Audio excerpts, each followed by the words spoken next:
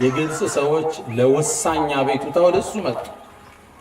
ያ አምር አሉት፣ ሊኒኒና ሃዛ አሉት፣ ይሄ ለምታየው አባይ እኮ አንድ ባህል አለ፣ ላ የጅሪ ኢላ ቢሃ፣ እሱን ካላረግንለት አይፈስም አሉ። አባይ እንዲፈስ ህዝቡ ያስለመደው ባህል አለ። እሱ ምንድነው አላቸው አምር ብኑ ልዓስ። እነሱም ምን አሉት? እኛ ይሄ ወር በገባ በቀናት ውስጥ አንዲትን ውብ ኮረዳ ከቤተሰቧ ሄደን ፍቃድ እንጠይቃለን፣ ስጦታ እንዲሰጡ። ይድሯት ይሆን? ለምን ፈልገዋት ይመስላችሁ? እሷን እንቀበልና እናስውባታለን። ፀጉሯ ይተኮሳል፣ ይሰራል፣ ትቀባለች፣ ትኳላለች።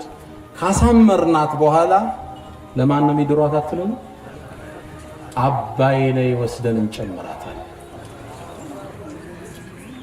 ወንዙ ያስለመዱት ጅን አለ፣ ባዕድ አምልኮ፣ ያኔ ነው የሚፈስልን አሉ ሰይድና ዑመር ብን ኸጣብ ለዓምር ብኑ ልዓስ አሉ። ዓምር ብኑ ልዓስ ቆጣ አለ፣ በተውሒድ ታንጹ አለ። ሃዛ ላ የኩኑ ፊል ኢስላም አላቸው። ይሄማ በእስላማዊ አስተዳደር አይሆንም አላቸው። መለሳቸው፣ ደንግጠው ተመለሱ። ከቀናት በኋላ አላህ ሊፈትናቸው አባይ መቀነስ ጀመረ። እብትላ አለ አይደል? ፊ ቁሉቢሂም መረዱ ፈዛደሁም ላሁ መረዳ። ያው በሽታ አለ አይደል? ትንሽ ያደናግራል። አላህ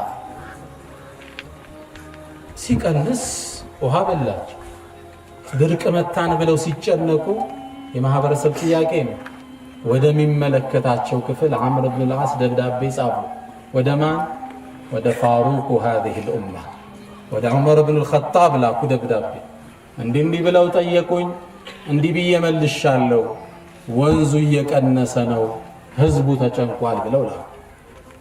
ሰይድና ዑመር እዛ ወረቀቷን ገልበጥ አድርገው ያም ጥሩ መልስ መልሰህላቸው፣ ነገር ግን ይሄ ኪታቤ ሲደርስ ከውስጥ ሌላ ወረቀት አለች፣ ለአባይ የላኩት ደብዳቤ ነውና ወንዙ ላይ ጨምረዋል። ይሄ አልቢዳያ